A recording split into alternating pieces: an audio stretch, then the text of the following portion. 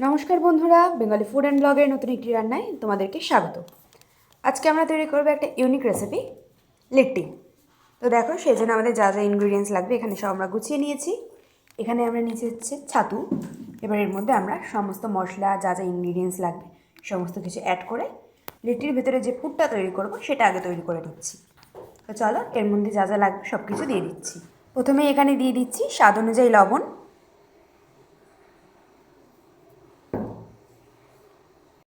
এবার এর মধ্যে দিয়ে দিচ্ছি একটু জোয়ান,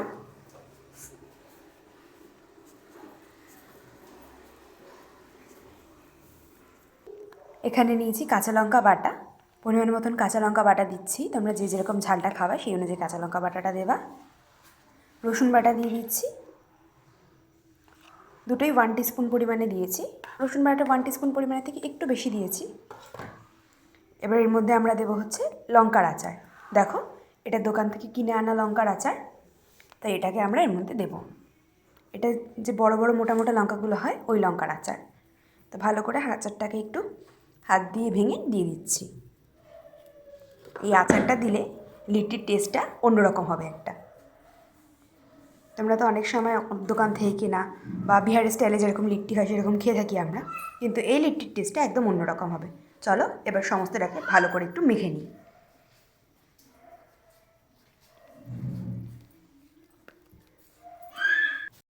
এটাকে শুকনো মেখে নিয়েছি। এবার এর মধ্যে আমরা লেবুটা অ্যাড। তো দেখো, এটা হচ্ছে আমাদের বাড়ির গাছের লেবু, গন্ধরাজ লেবু। তোমরা চাইলে এখানে অন্য কোনো লেবুও দিতে পারো। তো এবার এর মধ্যে আমরা ওই একটা গোটা লেবু, একটা বড় সাইজের লেবু নিয়েছি, গোটা লেবুটা ভালো করে চেপে মেখে নিচ্ছি এটাকে। লেবুটা দেওয়ার সাথে সাথে কিন্তু খুব সুন্দর একটা সেন্ট বেরোচ্ছে, যেহেতু এটা গন্ধরাজ লেবু। দেখো, লেবু দিয়ে এটাকে আমরা খুব সুন্দরভাবে মেখে নিয়েছি।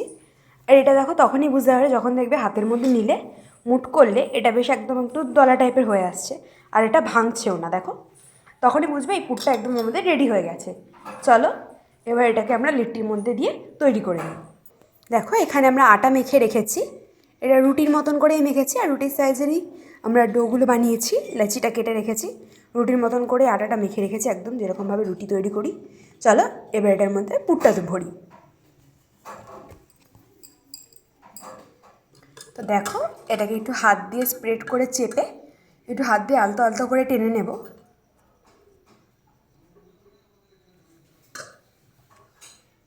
এবার এটার মধ্যে আমরা পরিমাণ মতন পুরটা দিয়ে দিচ্ছি। পরিমাণ মতন পুরটা দিয়ে ভালো করে এটার মুখটা বন্ধ করে দেব। দেখো, সুন্দরভাবে মুখটা কিন্তু বন্ধ করতে হবে চেপে চেপে, নয়তো কিন্তু এটা ফেটে যাবে, ফেটে যাওয়ার সম্ভাবনা থাকে। ফেটে গেলে কিন্তু এটা একদমই ভালোভাবে তৈরি হবে না, ভাজার সময় সমস্ত পুরটা বাইরে বেরিয়ে যাবে। দেখো, হাত দিয়ে আলতো আলতোভাবে চেপে নিচ্ছি। এটা তোমরা কিন্তু বেলবে না, বেললে কিন্তু এটা ফেটে যাবে। দেখো, হাত দিয়ে আলতো আলতো করে চেপে নিয়েছি। এবার এটা তৈরি হয়ে গেছে। এরকমভাবে আমরা সমস্ত লিট্টিগুলো তৈরি করব। তো দেখো, এখানে আমরা লিট্টিগুলো তৈরি করে নিয়েছি, আর এদিকে আমরা তেল গরম বসিয়ে দিয়েছিলাম। এটা কিন্তু লোহার কড়াই, তোমরা ভেবো না যে কালো কড়াই।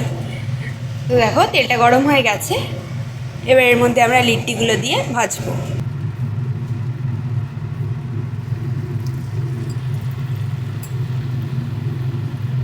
এক এক করে লিট্টিগুলো দিয়ে সুন্দর করে ভেজে নেব।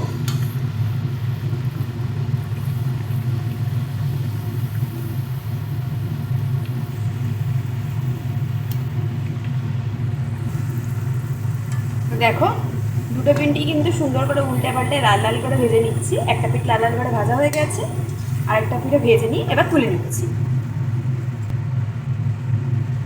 এরকমভাবে আমরা সমস্ত লিট্টিগুলোকে ভাজবো।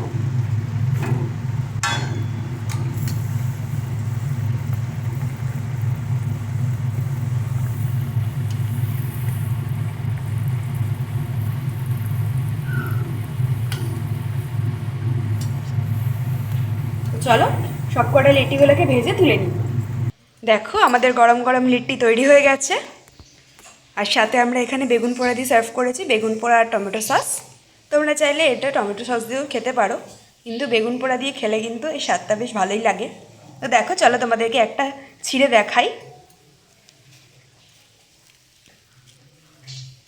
দেখো ভেতরটাও কিন্তু একদম খুব সুন্দরভাবে তৈরি হয়ে গেছে, আর গরম গরম বেশ ধোঁয়া উঠছে। চলো, ভিডিওটি যদি তোমাদের ভালো লেগে থাকে অবশ্যই একটি লাইক, কমেন্ট এবং শেয়ার করে দেবে। আর চ্যানেলে যদি নতুন হয়ে থাকো চ্যানেলটা সাবস্ক্রাইব করে পাশে থাকা বেল আইকনে ক্লিক করে অল নোটিফিকেশান অন করে দেবে।